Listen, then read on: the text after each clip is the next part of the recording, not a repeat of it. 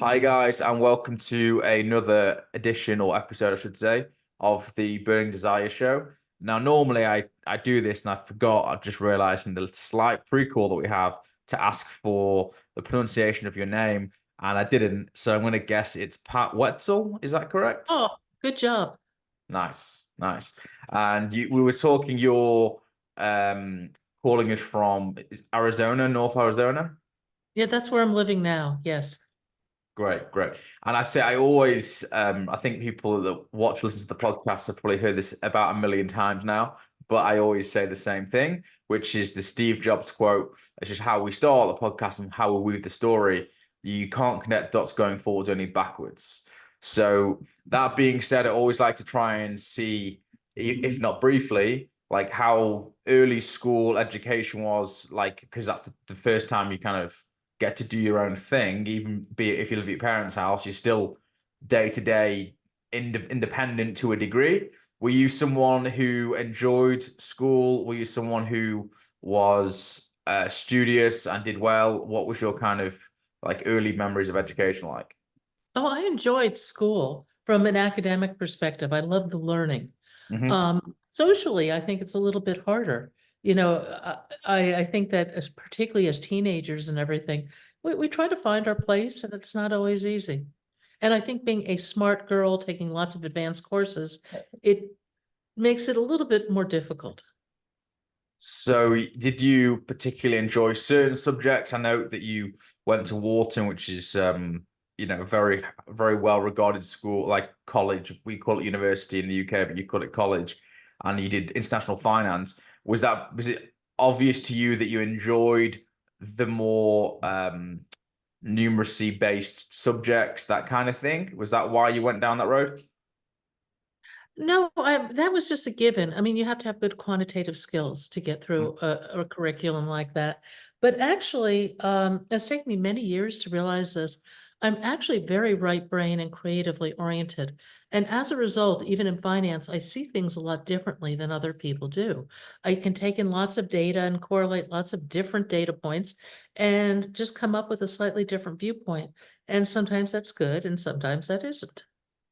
So was that, did you go down the finance road because you thought it would lead career wise to a bet? Were you kind of parents giving you that guidance, or again was it you just thought I like numbers and I think this will be something useful for me down the line? Well, it was more than numbers, but I really enjoyed international finance. I traveled a lot as a child, and it opened the door to really terrific opportunities. I mean, part of the strategy was definitely to be employable at the end of college. And so what explain to people what international finance actually consists of? Because I think a lot of people hear of these like university courses, as it were, but don't really understand what the nuts and bolts of them are. Well, in my case, it led into corporate finance and it led into acquisitions, divestitures, leverage buyouts, bond deals, and things like that. And I also note that you mentioned that you were varsity squash, and again, it's not a UK term, but that means you represented the college, right, in playing sport. Yeah, I played squash in college. Nice. And so you do your finance degree, you enjoy that, and was it quite simple, right? I'm going to go into the finance world, and what did that next step look like for you? Actually, I was recruited off campus. I never really even had to look for a job. Right. And I was very fortunate because we were going into recession at that point, and I knew a lot of good people who did not get jobs, or at least not right away. So that was really fortuitous, and it just opened the door to seeing the world uh, from an interesting corporate perspective. And I'm grateful for that. Now, when I read the financial pages, I really know how ugly it is behind the scenes. So where did you go work? Did you work for a bank and finance house? Did you work in a corporation? Like, where did you go? Oh, this is so long ago. But yeah, I worked for Equitable AXA. All that money that comes in has to be invested. And what we would do is look at the different deals, rate them, sell them into the portfolios in-house, and rinse and repeat. I mean, we had massive amounts of money just that had to go somewhere. And how long did you spend doing that kind of work? What period of I was time? there, I was there about 2 years. And from there, where did you lead? Did you continue down the finance road for some time? Yeah, I ended up on a corporate staff of a really interesting company.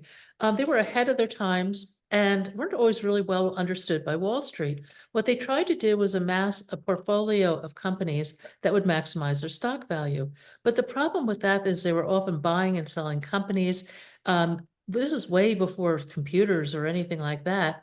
So analysts had a difficult time following that. And I really learned what insider trading was at that particular job. The board, it was this very small staff. I think there were 95 of us on corporate staff. And they would have a board meeting. Everybody would run from the board meeting into their offices, slam the door, and call the brokers. Wow. No names, please. Wow.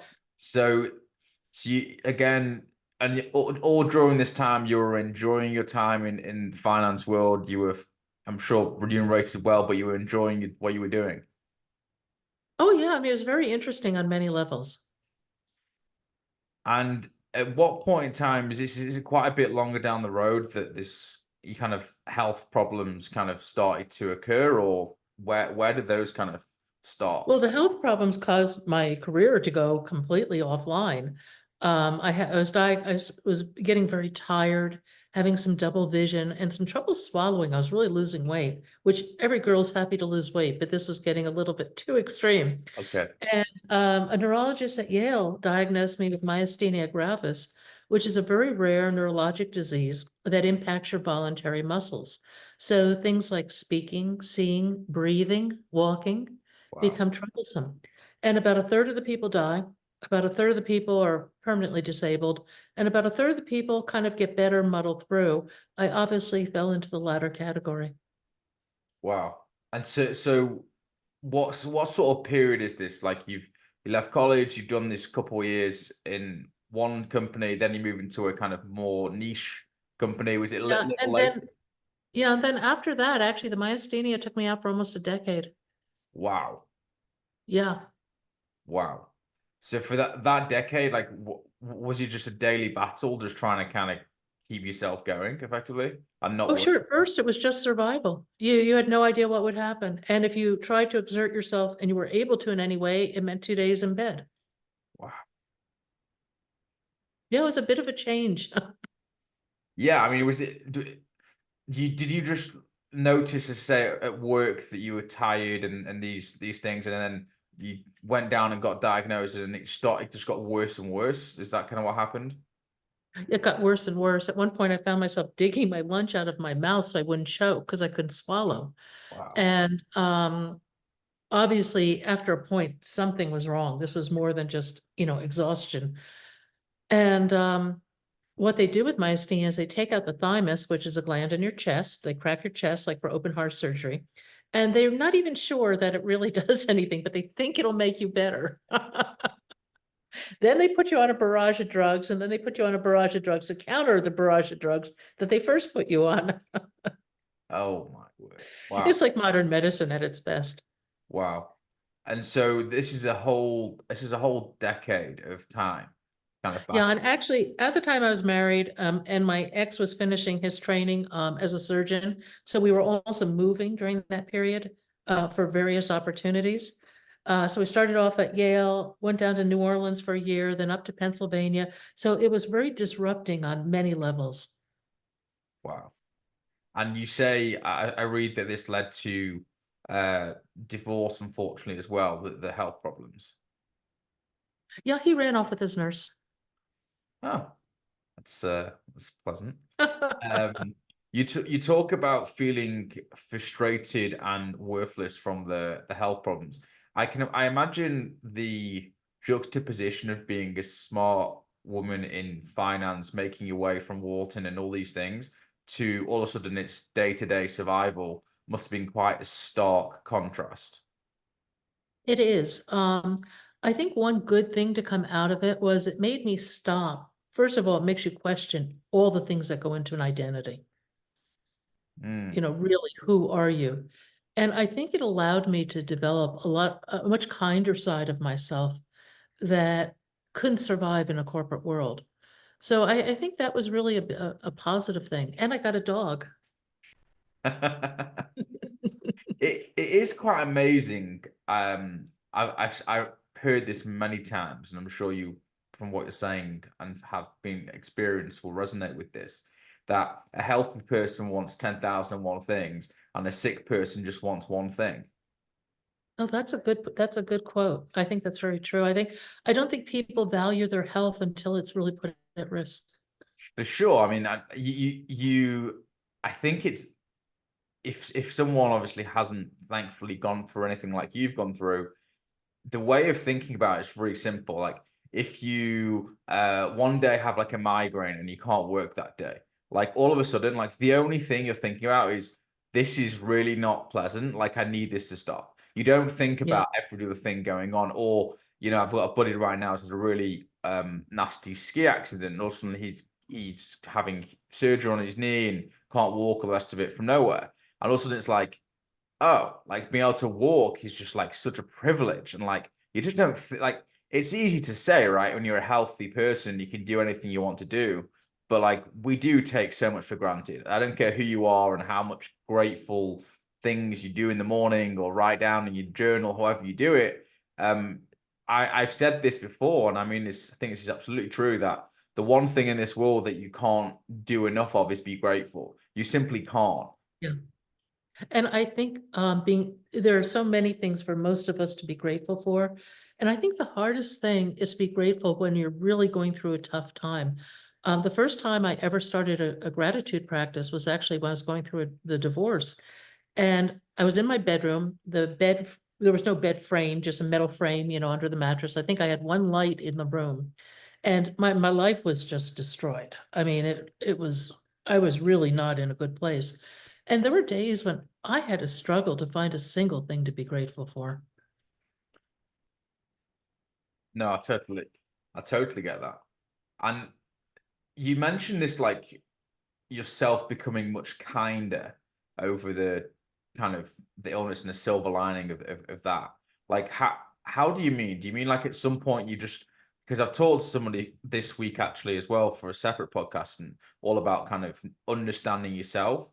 Do you feel like because you had so much time just to think and to ask internal questions that you end up naturally becoming a kinder soul? Is that what you think happens? I think that's part of it. I think that you develop a lot of empathy and compassion Mm, for other people and their situation. And for me, a connection with nature has always been big too. mm. In Connecticut, we lived on the coast. There was a big marsh behind our place, and it was beautiful. I mean, at low tide, the water would go down. At high tide, the water would come up and cover all the plants, and there were birds. It was just a very peaceful place, and that really touched my soul. And I'm just super interested as to, did you just become a bit better over time? Was it a more of a mindset shift that you started to have, or was it like the two things simultaneously happening from a health Was perspective? just grit, to tell you the truth.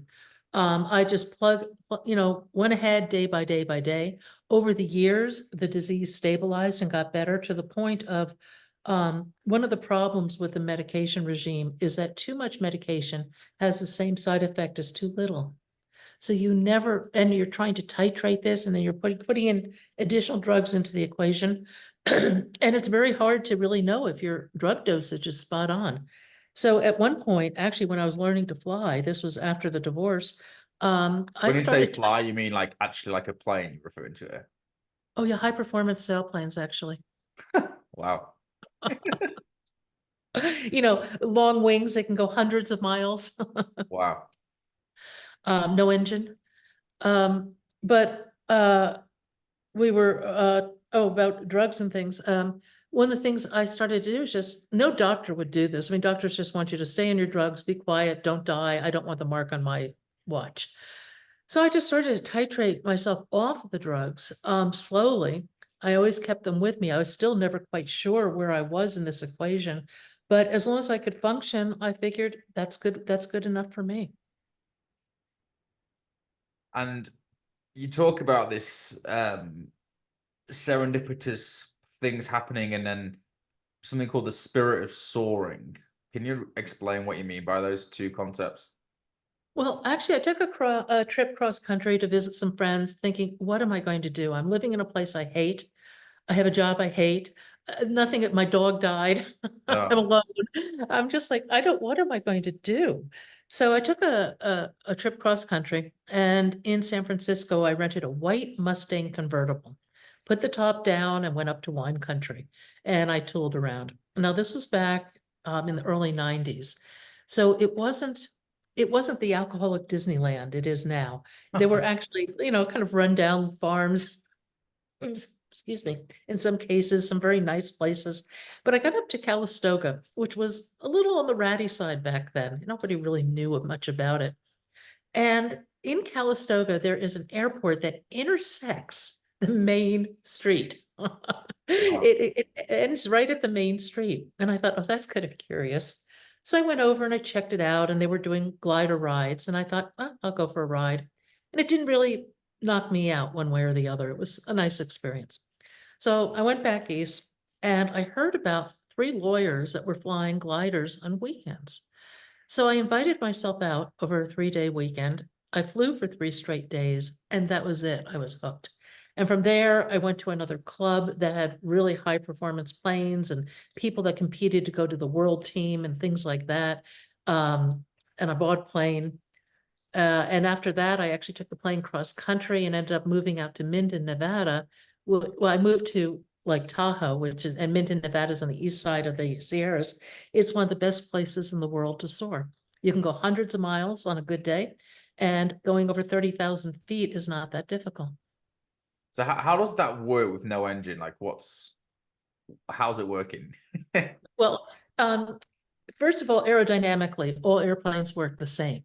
The top of the wing is curved, the bottom of the wing is a little flat, and Yeah. that pressure differential creates lift, okay?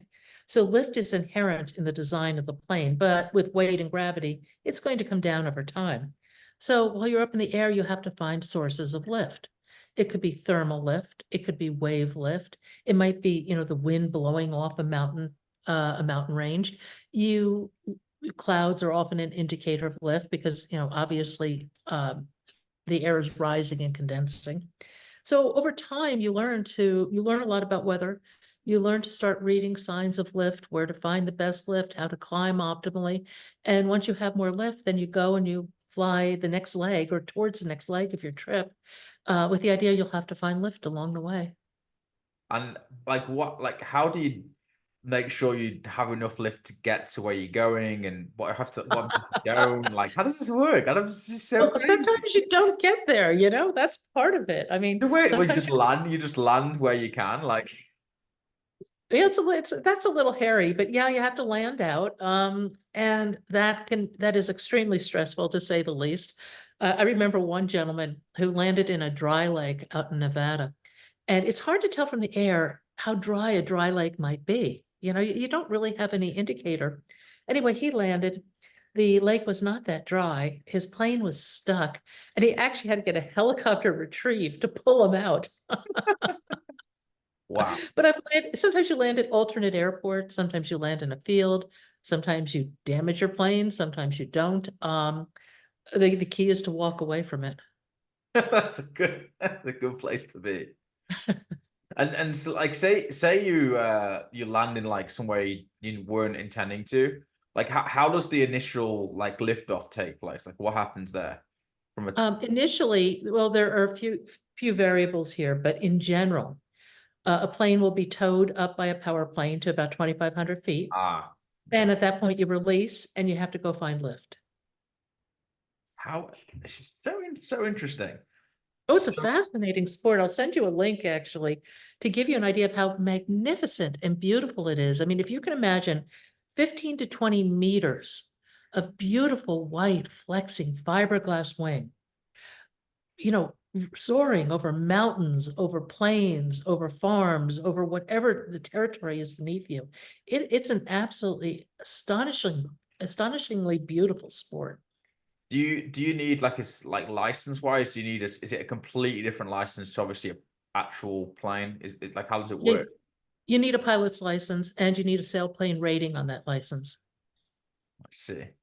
So with in this in back to your kind of the kind of weave of the story, as it were, you've serendipitously come across this soaring thing, and you as you're going cross country, but you come back to reality, you enjoy that, I understand. How does your life, like, I guess, uptick from there? Like was this soaring um concept, did that show you a new lease of life, and that, you know what, the work, there are positives, and like, does that help you kind of push forwards, I suppose, from where you were in this job you hated, and in an apartment or a place living where you weren't happy, etc.?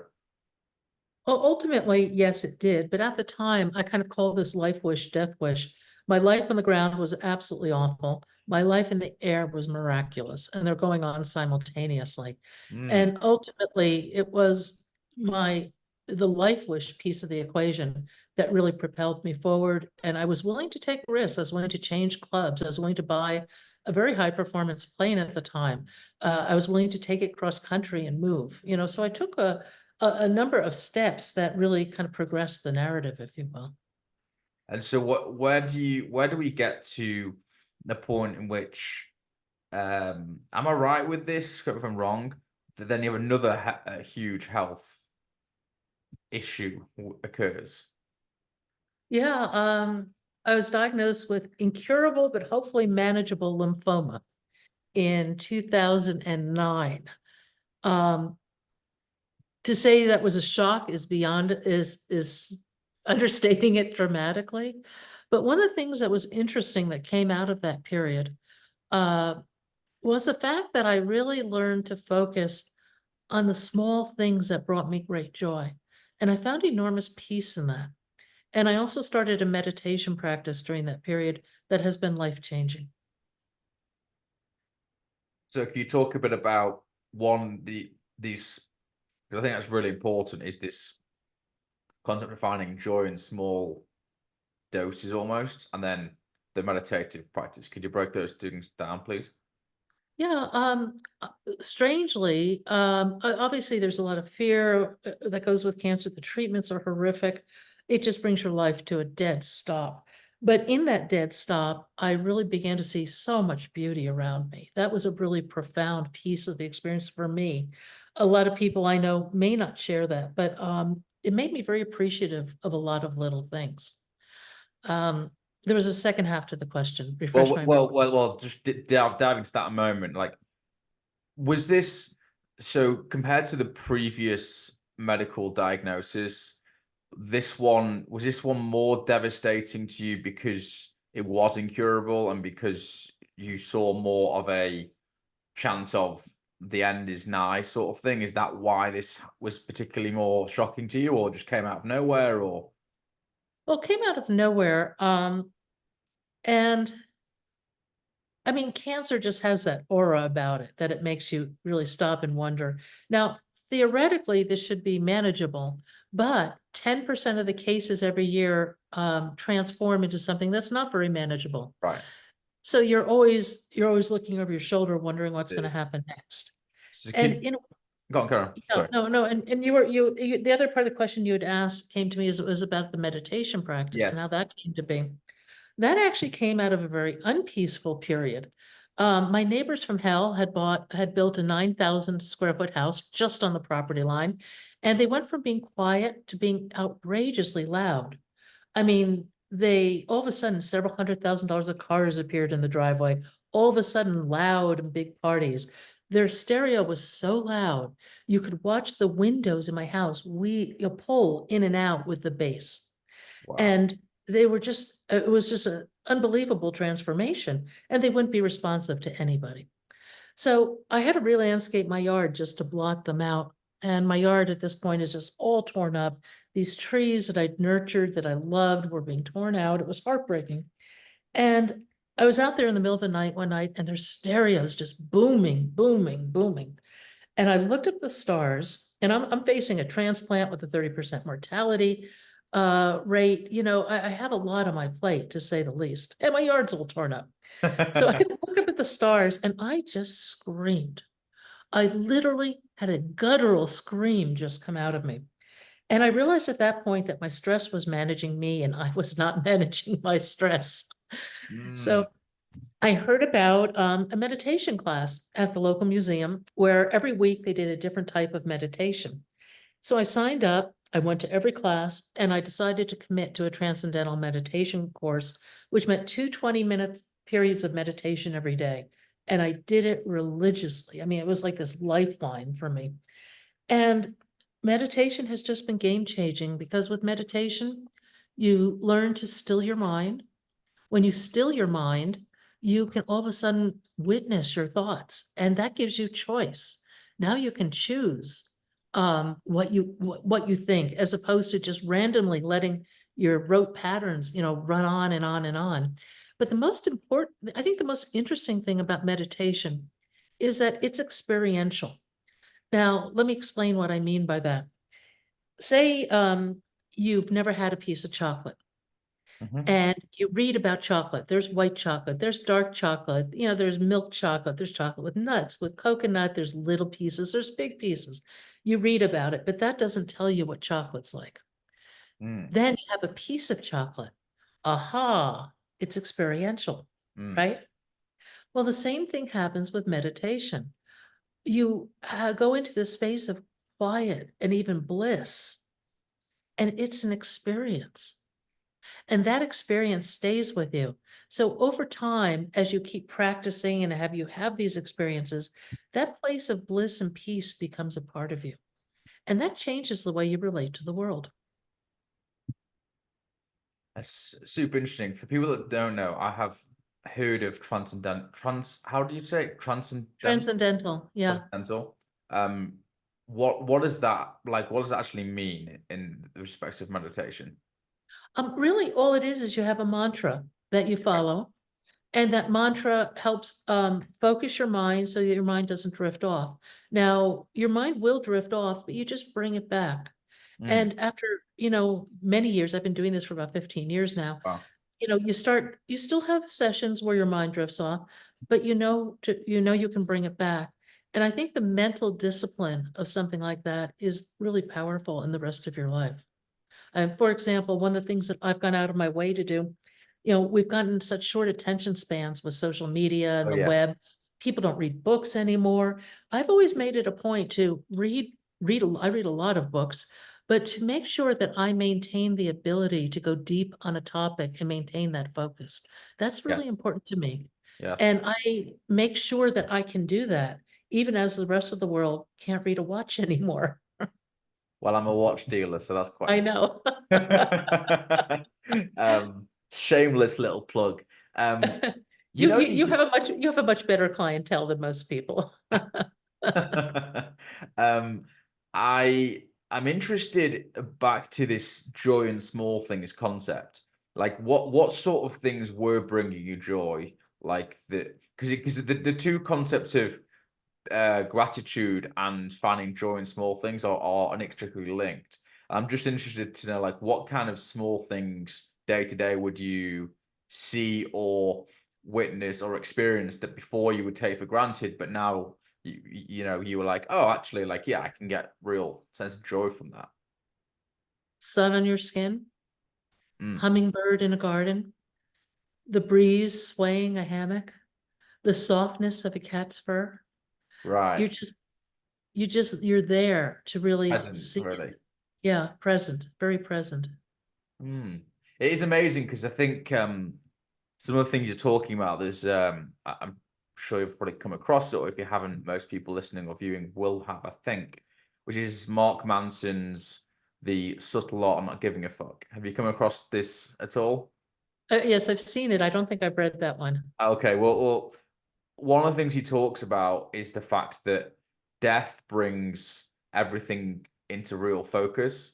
His concept was one of his friends, like basically, I think, jumped off a cliff and not purposefully, but died. And so for him, when he gets close to a cliff edge, apparently he practices this. I don't know if he does or he doesn't, but let's say he does. The closer you get to a cliff edge, at the height in which, if you do fall off a cliff edge, you're likely to face death, your thoughts become less and less to the point where it's just like, all right, like one more step and I'm done as you get closer and closer. And I think almost to an extent, maybe the diagnosis that you had the same effect, that it's like, all right, like all this other noise, like kind of doesn't matter. Let's just focus on like what's good in some respects. Oh, it strips away the superfluous. And the other thing that happens with cancer, but particularly with long-term cancer, I went through this for 6 years, Mm, um, is that people mean well, but they go on with their lives.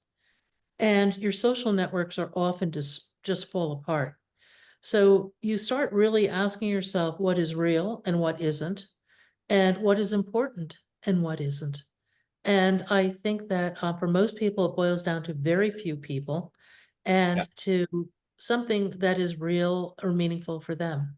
It might be their kids, their grandkids, it might be their garden, but it won't be a job or a title. Yes. Is it again, it's another thing Mark Manson talks about, is being selective of things that you care about. Because I think we have this world where everyone seems to want to care about every single thing that's going on. It's like, just care about fewer things. Your life will be a lot happier for it, and you'll be able to give your attention to the set things. But Um, I think there's also a distinguishing factor here. You mm, can care about everything in the world and it's all external, it's outside of you. mm, The key is finding internally what really clicks with you, looking okay. within, not without. And I think that an event like cancer, a friend's death, things like that Yes. can really reorient your perspective to inside rather than outside. And that is where the truth and answers lie. Yes. No, I totally agree with you. So where does this app come in? Where, well, you can explain more as to what exactly the app that you Going, created did. going through the cancer experience, one of the things that was very profound for me and for most people is the incredible isolation. Your friends fall away, your routines fall Is it, away. do friends fall away because they don't know how to deal with you anymore, or like do you have an idea as to why that might be? They don't know what to say or do, so they withdraw. Mm. They just don't know. And also long term, people don't hang in there long term. They just don't. They go on their way. And if they don't know what to say or do, once they haven't connected with you for a few months, they're gone. Ah, okay. So sad. But yes, I understand. But it's very common actually. And part of the motivation of this app was to create, through some gamification and things like that, some community interaction, long-term connection for people with health issues or other issues, but to keep that friendship, those communities connected to you. And I had a business partner who was supposed to develop the tech piece of it, but he didn't. He took all the intellectual property and registered it with the patent office as his own, and then essentially said, sue me. Now, I wasn't dealing with a bunch of lightweights. One of the people sat on two publicly traded corporate boards. I mean, one person had a deep, like 30-year career in technology. I was dealing with people who knew exactly what they were doing, and they were doing it intentionally. And they essentially said, F you, sue us. Well, my very expensive lawyers told me that a lawsuit would cost in increments of $500,000, take at least 3 years of my life, and there was no guaranteed outcome. So at that point, between the cancer, the business betrayal, the lack of, I couldn't afford that kind of lawsuit. Did the app go anywhere? Or was this in the ideation stage that this happened? Actually, we were building a beta platform. I had interest in Silicon Valley, potential interest in Silicon Mm, Valley. So we were building a beta in right. order to get the data. Makes sense. Um, I was just so disgusted with everything, and I was really sick, from stress, the Yeah. stress of it. My hair was falling out, no chemo this time, just stress, and I Wow. was vomiting blood. So I went to see my oncologist, and he's like, "We can run hundreds of thousands of dollars of expensive tests and find something wrong with you, I'm sure." And I just looked at him and I thought, you've never asked me anything about my life. I am so sick and tired of this medical establishment and its lack of care. I cannot begin to even tell you. And I left. and I decided I was just going to go travel for a while. So I sold my house, my beautiful, perfect, gorgeous house. I sold it and I hit the road. And I started a blog called Cancer Road Trip. And after traveling for a while, I got to thinking, well, travel is just a wonderful balm for a lot of people. It's, an alternative universe, if you will. It's a treat. It's wonderful. And I thought, if I can go on a road trip, why can't others? So I put together a program. I had about $1 million in commitments from various corporate sponsors. And the idea was every quarter to give 7 people impacted by cancer an amazing bucket list trip and capture their stories. So the first trip was Tanzania because we could do Kilimanjaro in the metaphor of a mountain, Mm-hmm. okay? Serengeti in the metaphor of survival, Mm-hmm. Tanzania and the spice of life, Zanzibar and the spice of life, Okay. bringing the beach and Indian Ocean and everything. And then COVID hit. Mm. So everything fell apart yet again. And I spent about 2 weeks eating potato chips in bed. Um, I'm serious. The ridged ones with a lot of salt, And I thought, okay, I've developed a social media audience. I don't want to lose it all. What am I going to do? And I thought, okay, I'll do a podcast. I can travel virtually. And just with everything that had happened, I thought, bump in the road, bump in the road. That just nails it. What do you do when you hit a bump in the road? Mm. And quite honestly, I wanted to hear from other people because I'm out of ideas at this point. This is one bump too far. I'm sorry. So I started it. I didn't know anything about podcasting. I didn't know if it would work. I didn't know if I could get people on. And now I'm booking 6 months ahead. I'm going into my 4th year. Wow. Wow. And I see some people listen, some people watch. In the backdrop there's a book as well. So is that on your Yeah. life, or is it on people you've heard from through the podcast? How's that come about? Little of each. After about a year of doing the podcast, I was absolutely blown away by my guests.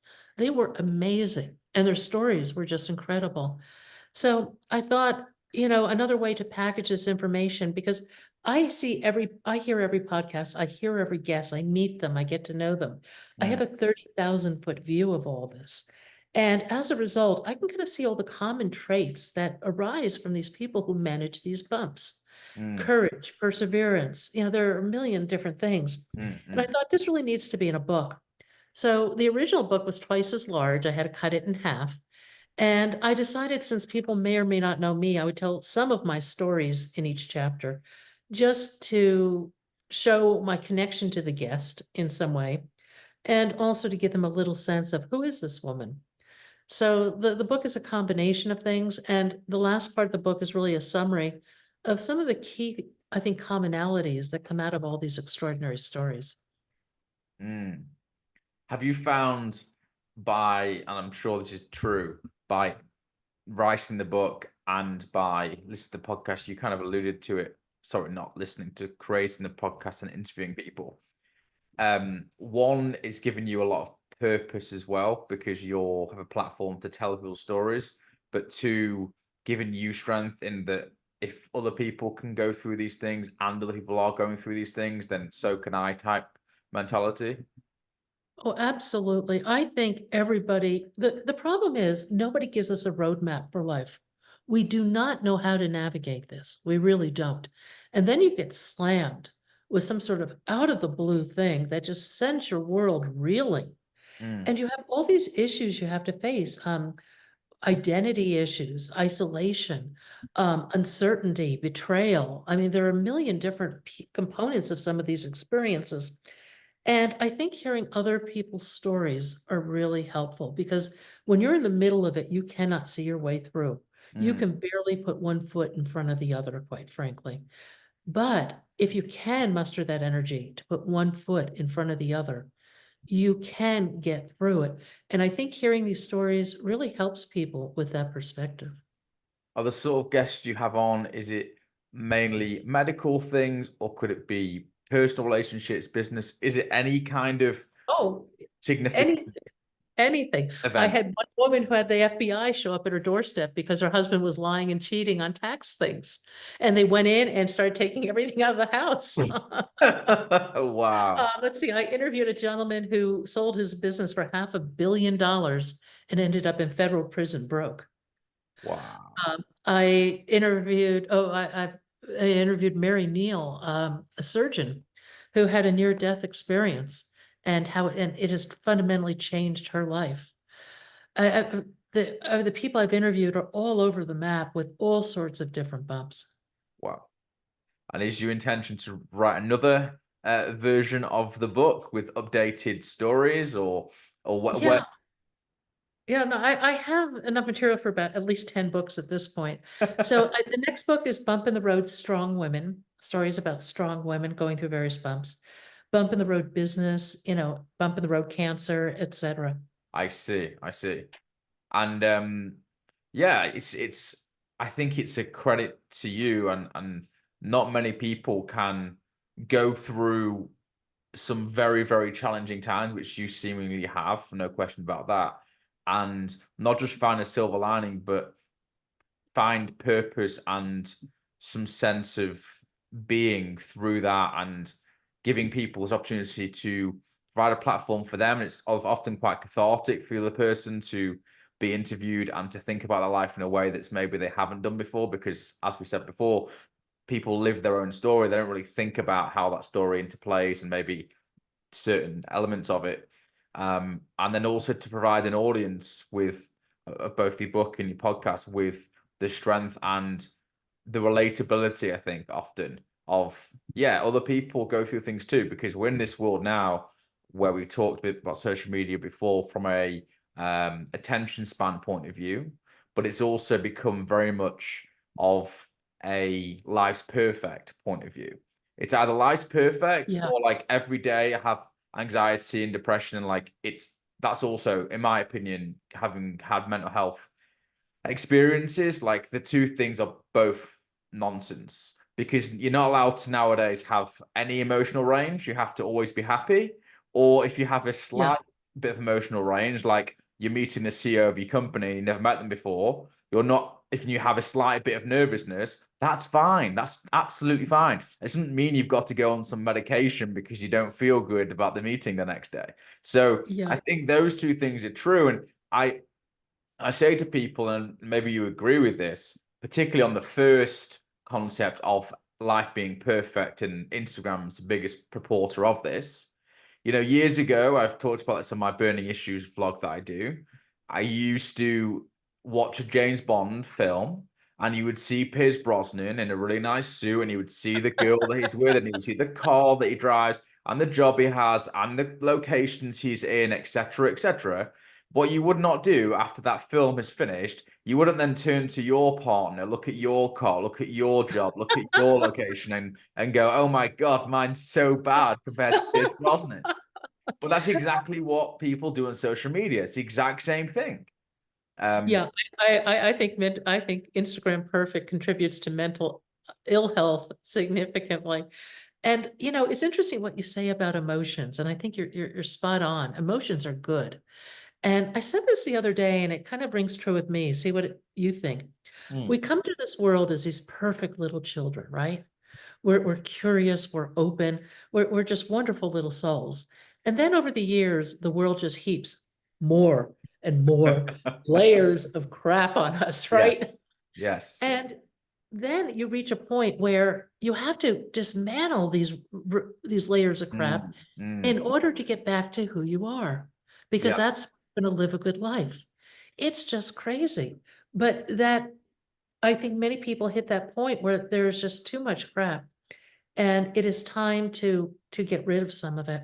One of my guests tells a great story. I tell this a lot. Eric Weinmayer, this is his story, not mine, but it'll put a lot of this into context, I think. yes, Okay. yes. He divides the world. Eric went blind when he was 16 from a rare eye disease. Wow, So he went through anger, isolation, you can imagine the whole thing. He went on to climb Everest, wow, the seven summits, and kayak down the Colorado River Rapid. He's an amazing story. He has a not-for-profit, no barriers, nobarriersusa.org. Great organization. Anyway, Eric divides the world into 3 groups. These groups are fluid. We've all been in each of these groups and we will move between them. The groups are quitters who are self-evident, climbers who are campers who are the vast majority of people. They don't want to take any risks. They want the status quo. And in all fairness to them, they may not want to put their head out of the foxhole because they've been hit so many times that they just want to survive. And then very few people are climbers. And I'm fascinated by what it takes to go from being a camper to a climber. Because as a climber, that's where you're living your best life, an actualized life. Yes.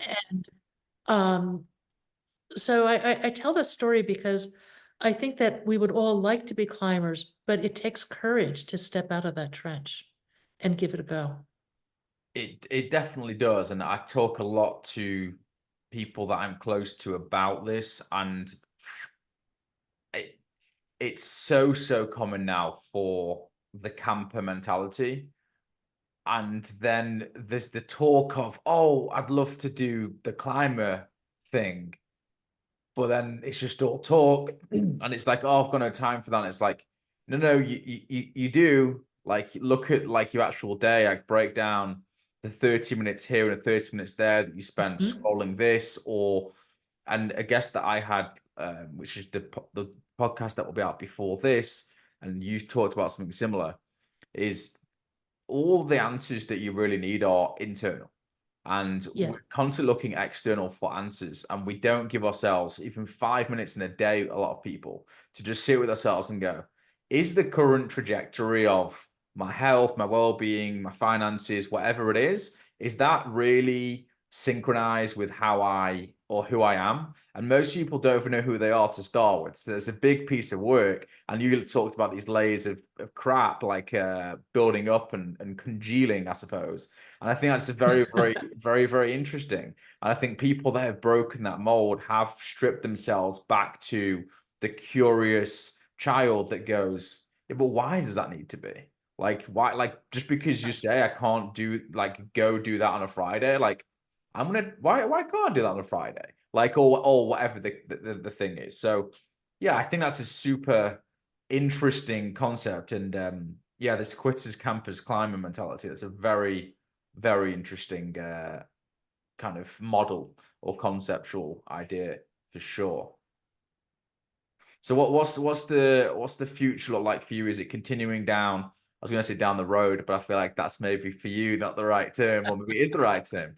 But do you feel now you've got the benefit of hindsight and you see all what's come before, and you've had huge things you've had to overcome, and now you're on what would seem a really positive trajectory of great podcast, great book. Um, do you feel like, oh, right, I'm finally kind of in a place that I want to be, and that all these things kind of built me to who I am today? Is that how you kind of look at things now?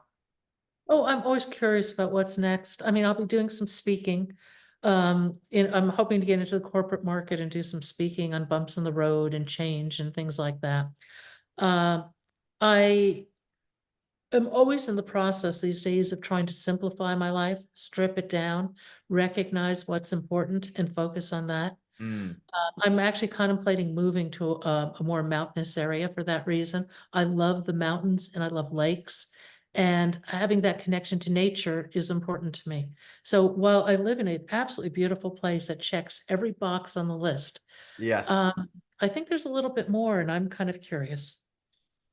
Well, I think if we can leave off a note of keeping curious, and it's actually another Steve Jobs kind of mantra of always be curious. I think it's a very interesting way to be, and it's the only way to be. I think the minute you stop being curious and questioning things, and mainly yourself more than everything else, and going, is that actually something that I want to do, or someone that I want to be, or did I act in that way, and that sort of thing. The minute you Yeah. stop doing that, you're kind of just existing, and you're just going through the motions, and they're using to that term, you're being a camper, right? So yeah, super interested to see where you climb to, see where where things go. I really appreciate the opportunity to interview you. And like everything, it's just, I find it amazing that this is what I love about technology, which people seem to not understand. It's a tool like everything else. This technology in today's world has allowed us to have this conversation in which we may never meet, we may never talk again, but we had this conversation that may, you may have thought about a few things, myself also, and hopefully listeners have, or viewers have kind of thoughts, and something happens to them too. And it's a great tool. I always say it's like a fire, right? You can burn a house down with a fire, or you can make a really great meal and keep yourself warm. And it's the same with social media. It's the same with all this technology. It's the same as we go forwards into artificial intelligence and more, spatial computing, as Apple call it, with the VR headsets. Yeah, I'm sure there's some real great things that will come out of that. There's also going to be some really terrible things. And if you just kind of focus on yourself and what you're trying to get out of things, I think that's what you're trying to say here, then that's a really positive message. Thanks. I think all the answers do lie within, and I think that you just need to be brave enough to take that route rather than the road, the road to Instagram perfection, because it's an illusion. It doesn't really exist. It's very true. I think we'll leave it there, Pat. I really, really thank you for your time, and I'm gonna have to have a look at this book that you've got here. I'll put some links to it too, and also your podcast seems pretty interesting as well. Thank you very much. This was great.